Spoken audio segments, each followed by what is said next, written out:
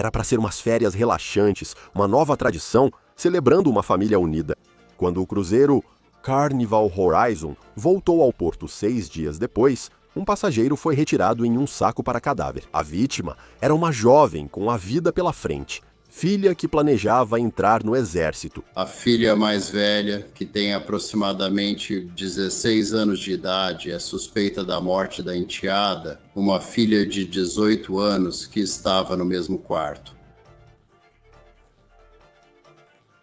Mas agora, não só o FBI está investigando, como cada detalhe íntimo dessa família está vindo a público. Dizem que o suspeito da morte de Anna Kepner é um familiar. Mesmo assim, muitos questionam. Por que ainda não houve acusações? Acompanhamos o caso pela Law and Crime.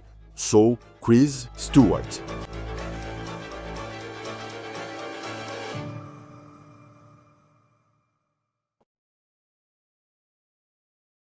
Apenas 2 pessoas sabem o que de fato ocorreu em uma cabine de um navio de cruzeiro com 15 andares e 4.000 passageiros. Segundo familiares, um deles é um garoto de 16 anos. A outra é sua meia-irmã de 18 anos, Anna Kepner. Anna era de Titusville, Flórida, uma comunidade na costa espacial, na costa atlântica. Por ser perto do Centro Espacial Kennedy, fica a cerca de 3 horas ao norte de Miami. A jovem de 18 anos estava para se formar no ensino médio pela Temple Christian School, onde era muito querida por todos. Anna tinha grandes planos para depois que se formasse. A família dela diz que ela tinha acabado de fazer o teste exigido para entrar nas Forças Armadas. Especificamente, a família dela diz que ela queria entrar para a Marinha. Depois, um dia, ela planejava voltar para casa. Como membro das forças de segurança, ela queria ser policial canina. Agora percebe-se que Anna se encaixaria bem na Marinha. As redes sociais dela mostram seu amor pela água. Em maio, fez um cruzeiro com a família em um navio da Carnival. Aqui está um TikTok da viagem na primavera.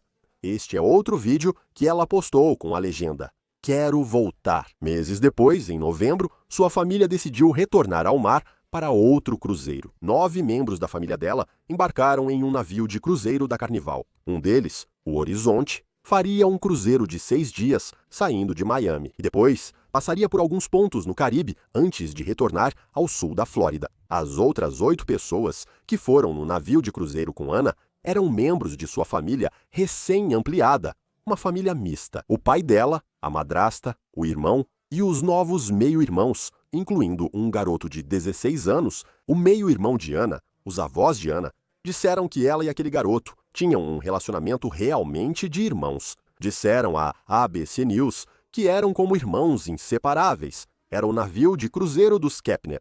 Era uma cidade flutuante. Um navio gigante, capaz de levar até 4.000 passageiros. Tem bares, restaurantes, muitas coisas para fazer, decks de piscina. Ele partiu do porto de Miami e depois vai para vários destinos, como Jamaica, Ilhas Cayman e Cozumel, no México. Vimos online anúncios de cruzeiros de 6 dias partindo de Miami. Acreditamos que esse é o tipo de cruzeiro que a família Kepner fez agora. Esse navio está em operação desde 2018 e dê uma olhada aqui.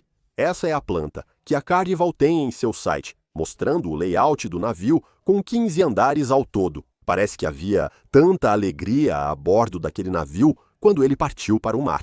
Mas quando ele voltou em 8 de novembro, vimos uma cena diferente. Isso despertou um mistério que muitos ainda tentam compreender. Este é um vídeo do corpo de Anna sendo retirado do navio. Ele foi levado ao escritório do médico legista em Miami-Dade. Este vídeo foi gravado pelo repórter da WSVN televisão Sheldon Fox. Naquele momento, não sabíamos de quem era o corpo retirado do Horizon. Não sabíamos se era uma morte acidental, emergência médica ou algo mais grave. Contatamos a Carnival Cruzeiros após o vídeo viralizar e foi isso que eles disseram. O FBI investiga a morte de um hóspede do navio Carnival Horizon que voltou ao porto de Miami no sábado, 8 de novembro. Como este é um assunto em andamento sob a jurisdição das autoridades policiais, cabe ao Escritório de Relações Públicas do FBI em Miami fornecer mais detalhes. Nosso foco está em apoiar a família do nosso hóspede. Saber que o Federal Bureau of Investigation está envolvido certamente chama a atenção. Isso faz você se perguntar se este é um caso de alguém que perdeu a vida a bordo do navio pelas mãos de outra pessoa. Falei com o advogado marítimo Michael Winkleman na época, e isso está sendo gravado. O FBI ainda não se pronunciou, mas sabemos que investiga o caso. O que isso te diz? Não sabemos se houve crime, mas o que acha do FBI investigar isso? Bem, Chris, na verdade, não muita coisa, quero dizer. Em qualquer situação em que haja um crime, alguém caia no mar ou uma morte envolvendo um cidadão americano, o FBI vai se envolver independentemente de haver crime ou não. Então, se o fato de o FBI estar envolvido não é realmente surpreendente, eles têm jurisdição sobre esse tipo de situação. Isso realmente não me faz pensar de um jeito ou de outro. Mas mesmo nesse caso, como por exemplo, infelizmente vemos esses casos de pessoas caindo ao mar. Acho que nem mesmo o escritório do xerife de Miami, sabe? Eu sei que eles eram. Isso pode ter acontecido em águas internacionais. Quero dizer, o FBI basicamente lida com isso como se fosse a agência de aplicação da lei para esse tipo de evento. Seja uma situação acidental ou algo como um crime. Com certeza, 100%. Então, sim, sempre que um cidadão ou residente dos Estados Unidos da América tem um problema, um grande problema em uma viagem de cruzeiro, o FBI, a polícia local e a estadual estarão envolvidos, então são várias entidades atuando. O FBI liderou a investigação e, ao que tudo indica, já concluiu a maior parte dela. Não tenho dúvidas, Chris, de que há uma quantidade enorme de informações ou conhecimento sobre o que aconteceu. Isso é conhecido pela família, pela companhia de cruzeiros e pelo FBI. Isso só não é público ainda, então, neste momento, estamos realmente apenas especulando, se não adivinhando sobre o que aconteceu. Mas, após mais de 20 anos fazendo isso, e meu escritório há mais de 50, infelizmente, não é tão surpreendente. É raro? Sim, mas ocorre. Tenho opiniões fortes sobre por que isso aconteceu, sim. Não demorou muito para que as redes sociais começassem a especular que a morte de Ana foi resultado de jogo sujo. Até hoje, o FBI não divulgou informações sobre a investigação. Eles só informaram publicamente que investigam a morte de uma passageira no navio. A família de Ana deu uma entrevista para a ABC News pouco depois da morte dela. E essa matéria inicial não dizia muito sobre o que poderia ter acontecido a bordo do Horizon. A família disse à ABC News que ela era uma estudante feliz, extrovertida, com ótimas notas e futuro promissor. A família contou que Ana havia feito a prova para as Forças Armadas após o ensino médio. A família contou que ela praticava ginástica desde criança e depois virou líder de torcida do time principal. Logo as informações começaram a surgir. Segundo o Instituto Médico Legal de Miami-Dade, Ana morreu um dia antes do navio voltar ao porto, em 7 de novembro. O Instituto Médico Legal registrou o horário da morte dela, como 11 horas e 17 da manhã. Esse é, obviamente, um horário muito específico. Bem, a especificidade desse horário é realmente interessante para mim. Então, ou eles têm mais informações do que nós temos neste momento para poder afirmar com tanta precisão. 11 horas e 17 da manhã. Normalmente, quando fazemos a declaração de óbito, e especialmente se for no dia seguinte que estamos descobrindo o corpo ou tendo contato com o corpo, vamos fazer uma estimativa, tipo, entre 9 e 11 da manhã, ou entre 10 e 11 da manhã. Enfim, seja qual for esse intervalo de tempo, porque talvez a gente não saiba exatamente. Então, isso me diz que ou eles têm uma linha direta de comunicação, seja com o telefone dela, seja com quem foi a última pessoa conhecida a falar com ela. A linha do tempo que levou até as 11h17 vai ser muito importante, e eu acho que é assim que eles têm esse horário específico. Então, se essa informação era precisa vinda do médico legista, Ana morreu na manhã de sexta-feira, pouco antes do meio-dia. E só cerca de 24 horas depois, o navio retornou a Miami. Não está claro quando o corpo dela foi encontrado e em que estado ele estava. Agora, enquanto aguardávamos mais informações sobre o que poderia ter acontecido com Ana, os amigos dela estavam prestando homenagens a ela em Titusville. Eles colocaram flores no carro dela, na escola, estacionado na vaga de estacionamento dos formandos, que desde então foi transformada em um memorial. Pouco mais de uma semana depois, o corpo de Ana foi retirado do horizonte. Uma bomba. A bomba era uma nova linha do tempo, que estava sendo divulgada pelos meios de comunicação sobre o que aconteceu nos últimos dias da vida de Ana. Vamos para o dia 6 de novembro. Naquela noite, Kepner não se sentia bem. e avisou a família que voltaria para a cabana enquanto eles jantavam. Isso foi de acordo com fontes que falaram ao The Daily Mail. Veja, não é incomum alguém não se sentir bem após um cruzeiro longo de 6 dias. Então Kepner voltou para sua cabine, de acordo com o Daily Mail. Na manhã seguinte, 7 de novembro, o pai e a esposa de Kepner se encontraram para o café da manhã, mas não havia sinal de Anna Kepner. O corpo dela foi encontrado às 11 horas em sua cabine. Segundo o Daily Mail, uma camareira encontrou Anna ao entrar para limpar o quarto. Segundo o Mail, que citou 2 fontes anônimas, o corpo de Kepner foi achado enrolado em um cobertor, coberto por coletes salva-vidas e colocado sob uma cama. Só lembrando, não sabemos em que condição o corpo de Anna foi achado, e o FBI não confirmou se houve crime em sua morte. O que isso te diz sobre como está a investigação neste momento? Obviamente, ela não iria se enrolar em um cobertor e usar coletes salva-vidas, então tinha que ter alguém que fez isso. Então é realmente nisso que o núcleo da investigação vai se concentrar, em quem a colocou nesse estado. Se ela tivesse desmaiado ou tivesse morrido de overdose de drogas ou algum outro problema, obviamente ela teria sido encontrada, sabe, em um estado natural, sabe, deitada ali. Mas o fato de ela ter sido supostamente encontrada dessa maneira me diz que há outras pessoas que sabem o que aconteceu com ela. Da última vez que conversamos, uma das principais informações das autoridades era esta. O legista de Miami-Dade informou que a morte dela foi registrada em 7 de novembro às 11h17. O artigo afirma que, por volta das 11 horas, a empregada entrou no quarto dela naquele dia. O horário da morte é registrado no momento em que a pessoa é encontrada? Se esse foi o momento em que a empregada a encontrou, ou isso significaria que há algo mais aí, potencialmente? Não, e eu até fico surpreso que eles tenham divulgado essa informação, mas o horário da morte é o horário da morte. Eles poderão determinar isso pelo exame do corpo, exames de sangue e outros fatores ligados ao estado corporal. Quero dizer, a ciência por trás da identificação do horário da morte de uma pessoa falecida é muito avançada, então eles conseguem chegar bem perto do horário real. Então, quando ela foi encontrada e o horário da morte, pode haver uma discrepância apenas com base nas informações. Isso fica indo e voltando e nada foi corroborado. Como a investigação prossegue? Onde, se você encontrasse um corpo nessas condições, e nós não sabemos se houve crime envolvido, mas eles só voltaram para o porto no dia seguinte. Acredito que as pessoas foram orientadas a sair da cabines por volta das 7 da manhã, neste convés onde tudo ocorreu. Eles já estavam de volta a Miami no dia seguinte. O corpo dela foi encontrado por volta das 11 da manhã, no dia anterior.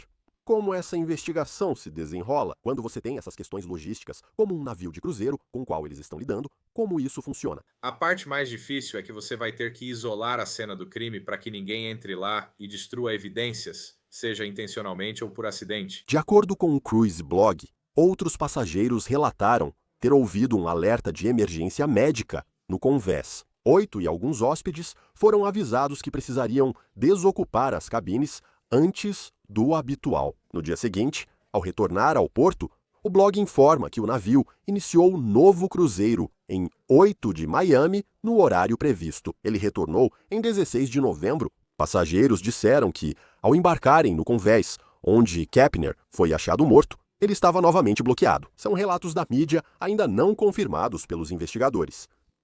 Então houve outra bomba. A criança mais velha, que tem aproximadamente 16 anos de idade, é suspeita da morte da enteada, uma filha de 18 anos que estava no mesmo quarto.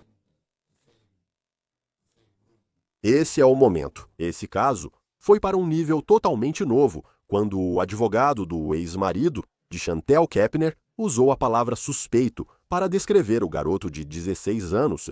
Chantel Kepner é a madrasta de Anna. O garoto de quem estão falando é o meio-irmão de Anna Kepner, que também está no cruzeiro. Por ser menor de idade, não divulgaremos nome nem imagem. Se for acusado como adulto, informaremos. Chantelle, madrasta de Anna Kepner, que estava no cruzeiro com ela, foi a uma audiência de custódia do divórcio. Isso aconteceu depois do cruzeiro. Esse caso não está diretamente ligado ao cruzeiro, mas temos obtido informações por meio dessa audiência de custódia. Segundo o tribunal, Chantel enfrenta processos de custódia com o ex-marido há mais de 1 ano. E uma das crianças no centro da audiência de custódia era o meio-irmão de 16 anos de Ana. Atualmente, há uma investigação do FBI em relação ao jovem de 16 anos, assim como houve envolvimento do Departamento de Crianças e Famílias, e existe uma investigação aberta do Departamento de Crianças e Famílias sobre o pai neste caso. Ali, o FBI já inocentou minha cliente de qualquer irregularidade. Ela não é considerada suspeita nesse caso de forma alguma. Eu teria dificuldade em colocarem o jovem de 16 anos no banco das testemunhas porque não quero que nada seja feito que incrimine o rapaz, mãe. Imediatamente após o incidente, ele foi hospitalizado e depois recebeu alta do hospital. Mamãe e papai também participaram.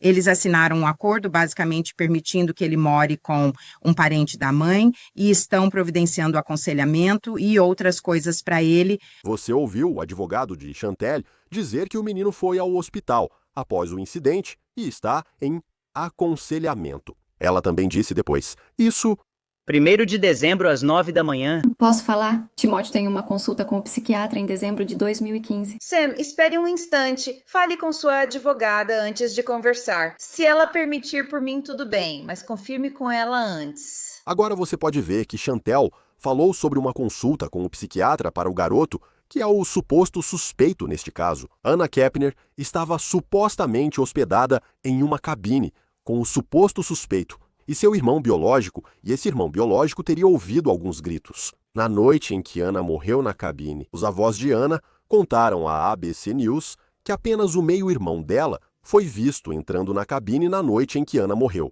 Sabe, você tem as entradas nos corredores de uma parte específica daquele navio, então dá para estabelecer isso muito bem. A última vez que ela entra naquele quarto e não sai, quem está lá dentro com ela, você pode passar lá também. Acho que as chaves agora são todas eletrônicas também. Então, agora você pode identificar exatamente quem está acessando aquele quarto em determinado momento. Então, a linha do tempo pode ser estabelecida muito bem, só com as próprias câmeras de vídeo e, sabe, né, em relação às testemunhas também, os pais. Quando foi a última vez que eles a viram, sabe? Ela não estava se sentindo bem quando jantaram e voltou para o quarto. Então, há um ponto de partida para a última vez que alguém pode tê-la visto até a última vez que alguém saiu daquele quarto além dela. A ABC News, então, disse que a morte de Ana estava sendo investigada como homicídio. O veículo informou que a família relatou que Ana morreu asfixiada, supostamente estrangulada, com o braço no pescoço. Você está vendo o atestado de óbito de Anna Kepner, obtido pela Fox News. Não informa a causa da morte dela, mas diz que o corpo dela foi cremado. O memorial dela ocorreu em Titusville, Flórida, perto de Orlando. Agora, ela é de lá. A investigação ficava mais clara pelas reportagens e declarações públicas da família. Mesmo assim, o FBI não fez prisões nem deu muitas declarações públicas. Esse garoto não vai a lugar nenhum. E então o FBI percebe que não há motivo para uma super urgência porque o prazo de prescrição não está expirando. Ele não está fugindo do país nem escapando. Eles sabem onde ele está, estão de olho nele e querem ter certeza de que tem um caso à prova de falhas. O mais importante é fazer direito, não fazer rápido. E assim que você faz a prisão, né, o relógio do julgamento rápido começa a contar. Então eles estão reunindo todas as provas, mesmo que claramente apontem para apenas uma pessoa aqui. Se você vai cometer um crime em um navio de cruzeiro, tem que ser muito burro. Porque um navio de cruzeiro pode ser um dos piores lugares, porque há milhares de possíveis testemunhas naquele navio. Você está em um espaço apertado e confinado, tem câmeras de vigilância por toda parte, tem cartões de acesso que mostram para onde você está indo.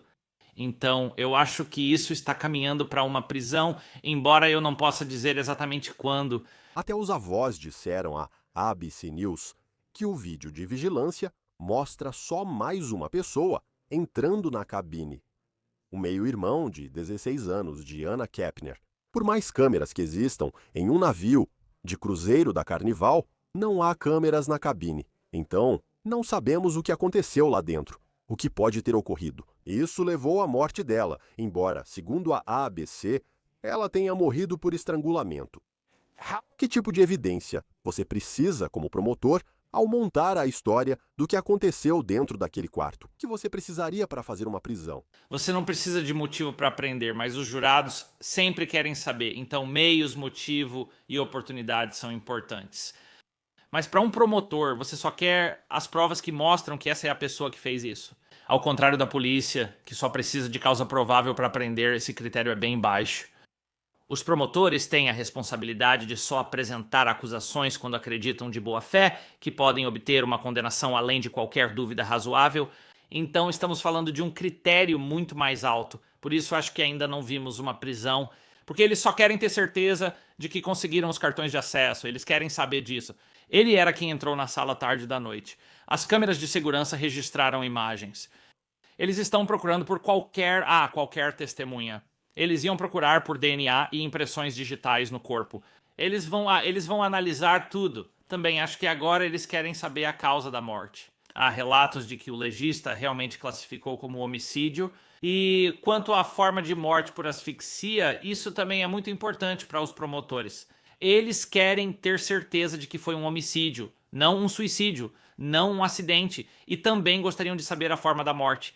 Então o Albi só pode apontar para a pessoa que estava no quarto com a vítima naquele momento e aparentemente só havia uma pessoa. Também queremos observar que, embora a morte de Anna Kepner, a causa dela tenha sido, supostamente, estrangulamento. A ABC News informou que não havia sinais de agressão sexual, drogas ou álcool no corpo dela na hora da morte. Novamente, isso ainda não foi confirmado pelo FBI.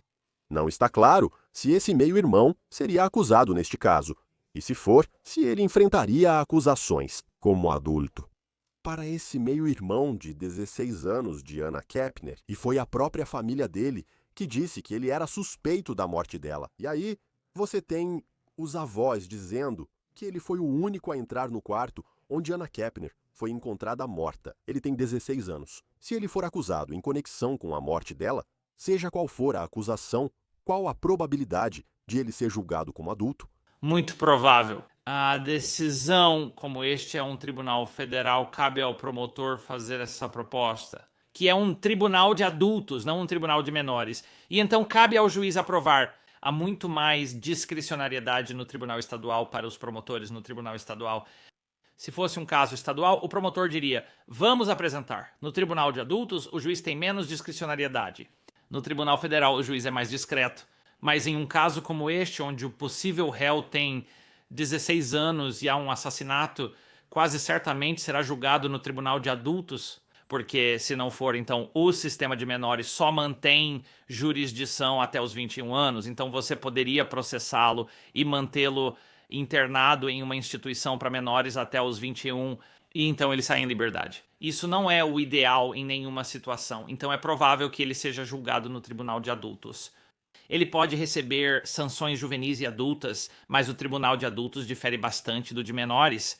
O tribunal de adultos foca na punição, já o de menores na reabilitação. Agora, a pergunta sobre como era o relacionamento de Anna com seu meio-irmão. O pai de um ex-namorado de Anna disse ao Inside Edition que o meio-irmão era, abre aspas, obcecado por Anna, fecha aspas. Ela tinha medo dele, porque ele sempre andava com uma faca grande, afirmou o pai do ex-namorado. Ele contou que seu filho viu o meio-irmão entrar no quarto de Kepner durante uma videochamada e, abre aspas, quando ela estava dormindo, ele subia em cima dela, fecha aspas. Ele também disse, abre aspas, ele é obcecado e muito atraído por ela. Sempre quis namorá-la, disse o pai. Tudo isso foi de acordo com o Inside Edition agora. O ex-namorado contou ao veículo de mídia que Anna tinha tanto medo do meio-irmão que dormia na casa de amigos. Agora, neste cruzeiro, Anna estava supostamente dividindo uma cabine com esse meio-irmão. Contudo, os avós de Anna relatam outra versão sobre o relacionamento dela com seu meio-irmão de 16 anos. Os avós de Anna, em sua entrevista para a ABC News, disseram que essa família estava indo no cruzeiro porque era uma nova tradição para celebrar essa família unida que havia se formado. Com o pai de Anna e sua madrasta se casando, eles também disseram que Anna tinha uma relação realmente de irmãos com aquele meio-irmão de 16 anos. Os dois foram descritos como unha e carne.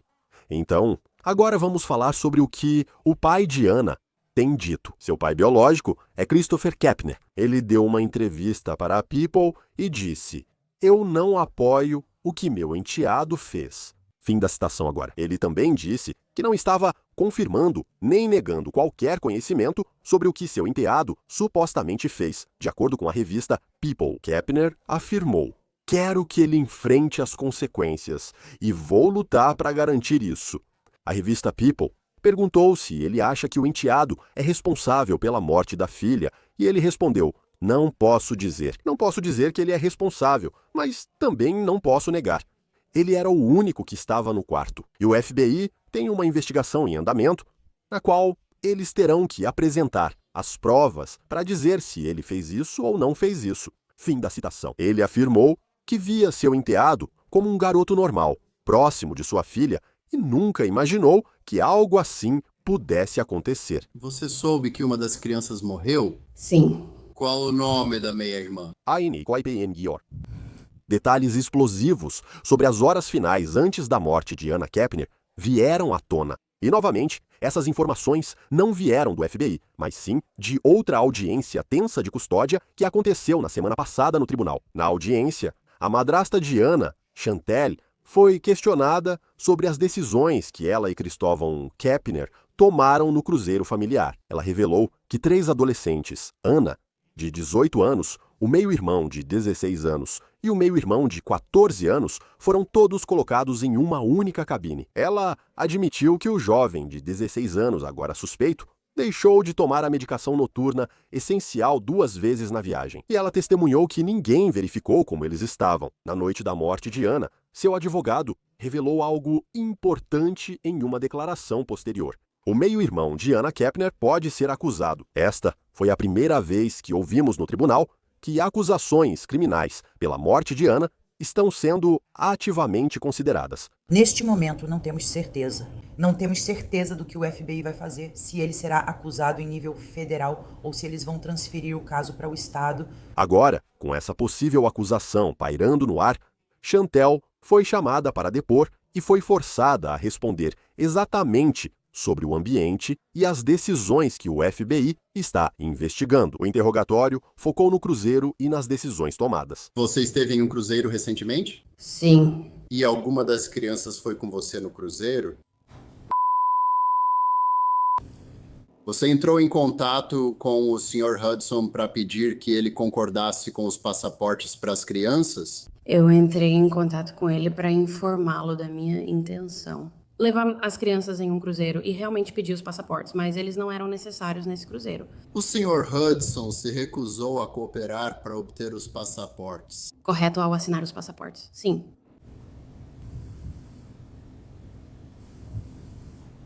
Você disse que passaportes não eram necessários, então não foram feitos. Correto. Como eram os arranjos de sono das crianças menores no cruzeiro? Com meu marido e a filha dele de 9 anos. E então dividiu um quarto com a meia-irmã e o meio-irmão dele. O quarto ficava em frente ao nosso. Qual era o nome da meia-irmã? Anna Kepner. E qual era o nome do meio-irmão? E quantos anos tem 14? E quantos anos tinha Ana? 18. Agora, quem decidiu colocar esses 3 adolescentes no mesmo quarto no cruzeiro? Nós conversamos sobre isso com o nosso agente de viagens e foi o que foi sugerido. Você precisou assinar alguma autorização especial para que as crianças ficassem juntas?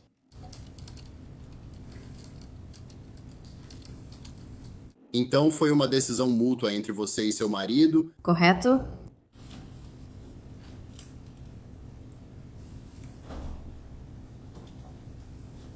E em algum momento você descobriu que uma das crianças havia falecido? Sim. E quando foi isso que você descobriu naquela manhã de sexta-feira?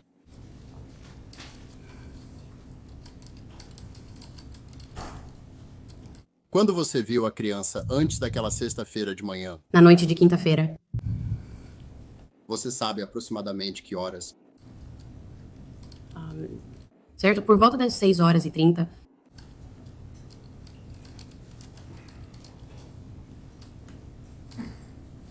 E seu filho?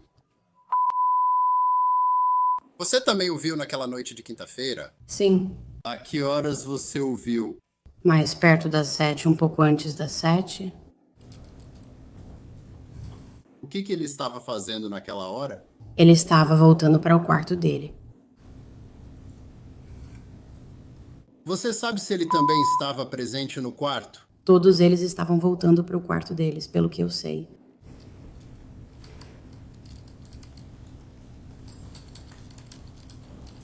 Então, onde ficava o quarto deles em relação ao seu quarto? Bem em frente ao corredor. Você saía pela minha porta e a deles era em frente. Você voltou para o seu quarto naquela noite? Sim. Que horas você voltou ao quarto? 7 horas. 7 da noite. Na verdade, foi mais perto das 7h30. Você ficou no quarto pelo resto da noite? Sim. Com os adolescentes do outro corredor. Você foi ver como estavam? Não, eu fui dormir.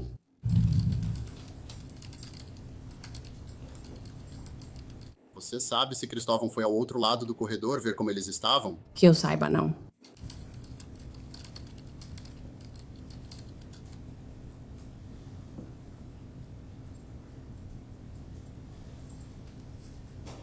Você sabe se ele saiu do quarto naquela noite?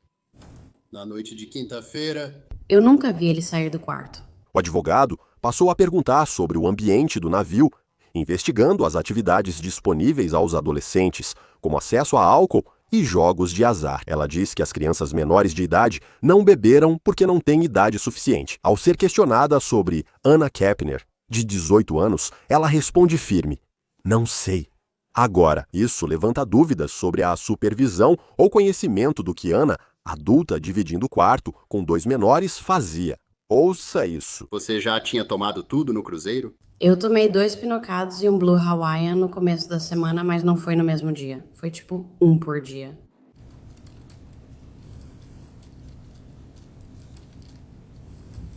Você sabe se as crianças, por estarem em águas internacionais, poderiam beber álcool? Não.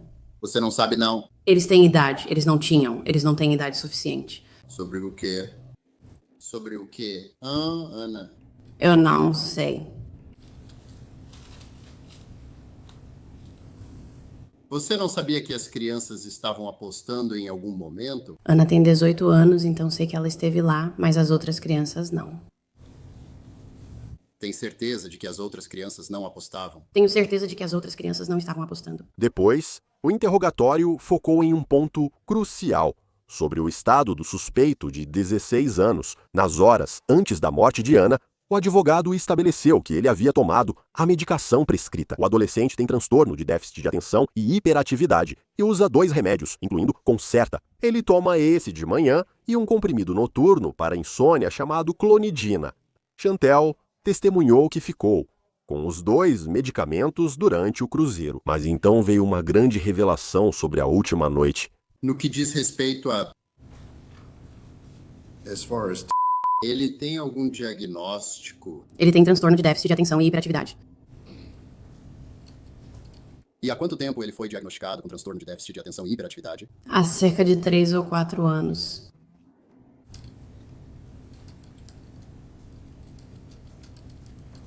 Isso foi após sua separação do Sr. Hudson? Correto sobre essa linha do tempo? Sim. E ele recebe medicação para o transtorno de déficit de atenção e hiperatividade dele? Recebe sim. E qual medicação ele estava tomando? Para? Metilfenidato.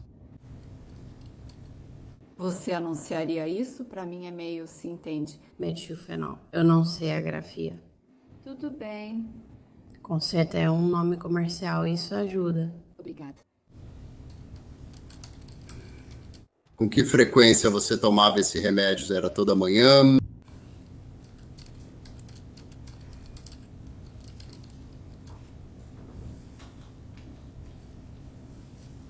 E ele levou o medicamento com ele no cruzeiro? Sim. Ele tomou um comprimido à noite. O mesmo medicamento? Não, é clonidina. Para que serve isso na insônia?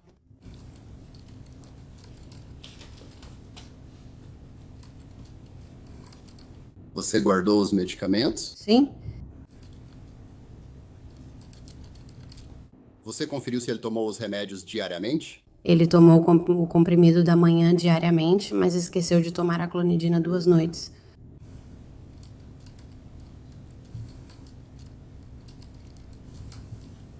Você também segurou a clonidina? Isso mesmo. Sim, desculpa.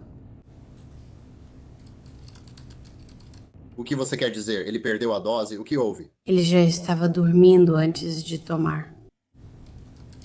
Até naquela noite de quinta-feira. Não, na noite de quinta-feira ele não tomou. Eu adormeci antes dele. Então, só para ter certeza de que entendi você. Durante o cruzeiro, ele deixou de tomar o remédio noturno 2 vezes. Uma das noites foi porque ele adormeceu antes de tomar o remédio.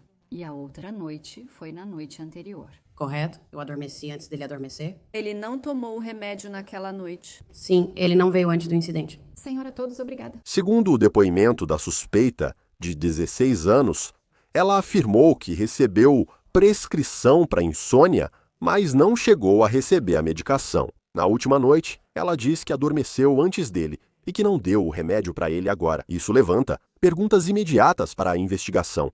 Qual era o estado mental ou a capacidade dele de dormir naquela noite sem a medicação? Isso pode ter influenciado as ações ou comportamentos dele? No momento desta gravação, ninguém foi preso em relação à morte de Anna Kepner. Continuamos acompanhando este caso em busca de atualizações e possíveis acusações. Confira este episódio do On the Case da Law and Crime. Inscreva-se no nosso canal no YouTube e Spotify. Sou Chris Stewart, até a próxima.